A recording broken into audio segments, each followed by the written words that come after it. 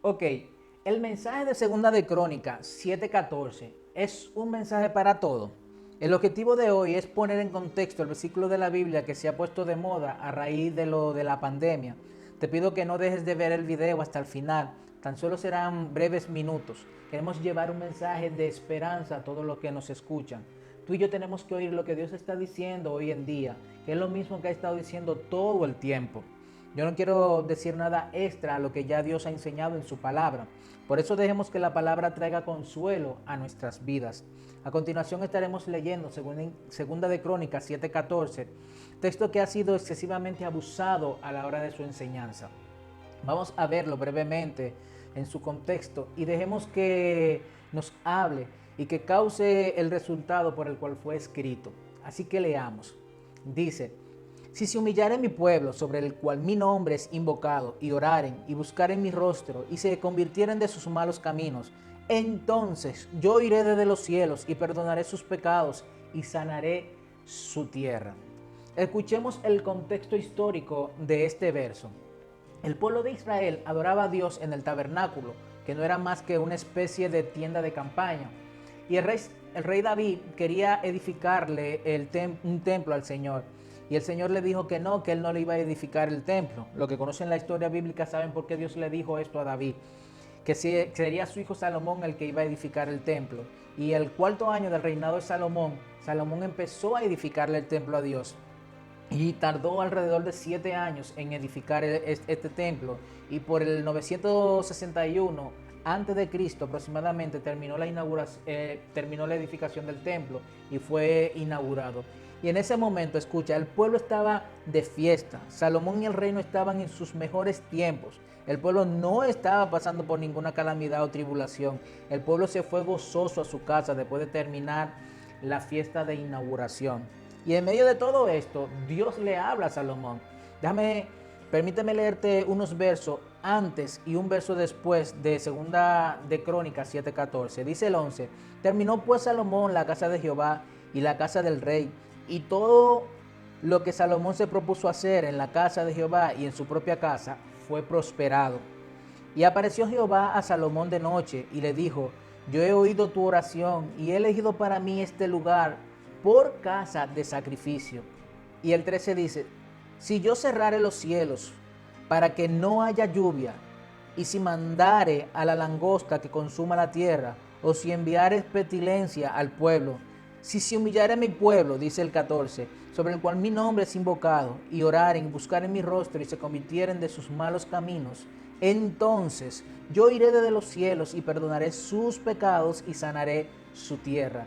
Oye lo que dice el versículo 15, perdón. Ahora están abiertos mis ojos y atentos mis oídos a la oración de este lugar, refiriéndose al templo.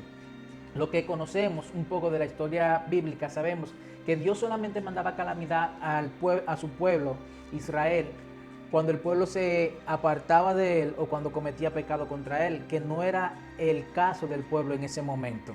Así que conocido el contexto histórico de Segunda de Crónicas 7:14 y sabiendo que fue una promesa que Dios le hizo al pueblo de Israel en el momento que inauguraron el templo, eh, pasemos a explicar el texto de Segunda de Crónicas 7:14. Lo primero que debemos destacar en este verso, ¿qué nos dice Dios? Y para eso lo vamos a dividir en 3 partes, porque así está dividido el texto. Y una primera parte nos invita a nosotros a que nos acerquemos a Dios. Mira lo que dice la primera parte: si se humillare mi pueblo, sobre el cual mi nombre es invocado, y oraren y buscaren mi rostro. Nosotros sabemos que cuando habla de humillarse, esto implica inclinarnos, postrarnos delante de Dios, echarnos delante de Dios. También implica que nos bajemos de nuestro ego, aquel ego que se ha producido por la confianza que tenemos, la comodidad que tenemos, por los logros que hemos alcanzado. Y hemos dejado de depender de Dios y ahora dependemos de esas cosas materiales que hemos alcanzado. Y Dios nos invita a nosotros que nos humillemos a tal punto y que oremos. Y esta palabra también, orar, aquí implica lo mismo: postrarnos, inclinarnos delante de Él, hablar con Él.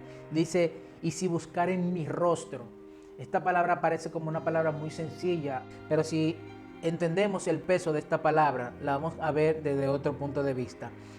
Esta palabra implica de que nosotros debemos buscar a Dios con tal pasión, que debemos buscar a Dios con tanta hambre, que debemos buscarlo con toda nuestra mente, con toda nuestra alma, con toda nuestra fuerza, que parezca que literalmente podemos ver a Dios frente a frente, podemos ver su rostro. Eso implica eso, buscar su rostro, buscarlo con hambre y desesperación.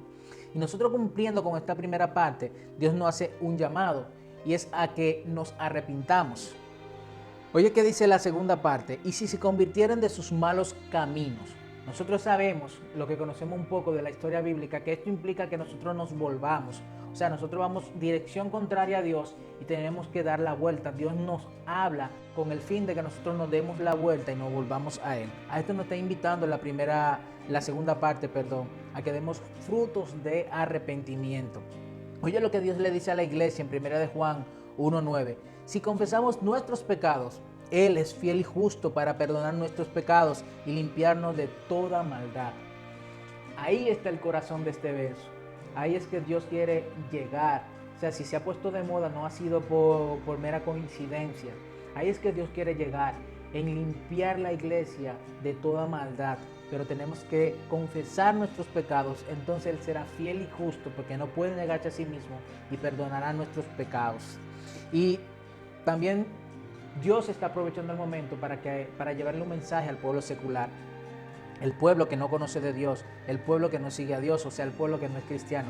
Mira lo que dice en Hechos 3:19. Así que arrepentíos y convertíos para que sean borrados vuestros pecados, para que vengan de la presencia del Señor tiempos de refrigerio. Tú y yo sabemos cuáles son nuestros pecados y de qué nosotros tenemos que arrepentirnos, principalmente de ese orgullo que menciona la primera parte del verso que estamos estudiando. Y Dios nos está invitando a esto, a que nosotros nos arrepentamos y nos volvamos de nuestro mal camino. Y cumpliendo con el acercarnos a Dios, con la implicación que tiene y dando frutos de arrepentimiento en la segunda parte del verso.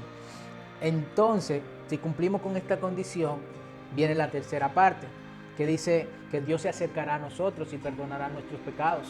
Dice, entonces yo iré desde los cielos y perdonaré sus pecados y sanaré su tierra.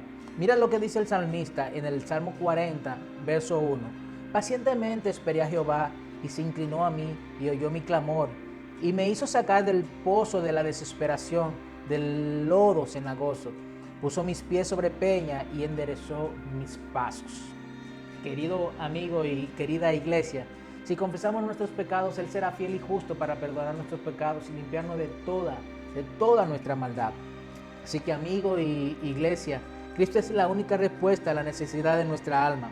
Él es la única respuesta a todos nuestros temores y miedos de estos tiempos. Jesús ha prometido un mejor estilo de vida y un mejor lugar diferente a este mundo corrupto. Y con esto termino. Mira que dice Romanos 10:11. Pues la Escritura dice, todo aquel que en Él creyere no será avergonzado. Tenemos esa promesa de que Dios será fiel a lo que Él ha prometido. Así que, querida iglesia y amado amigo, la única cura a nuestro pecado se llama Jesucristo. También la única cura al virus somos tú y yo. Así que te invito a que te quedes en casa.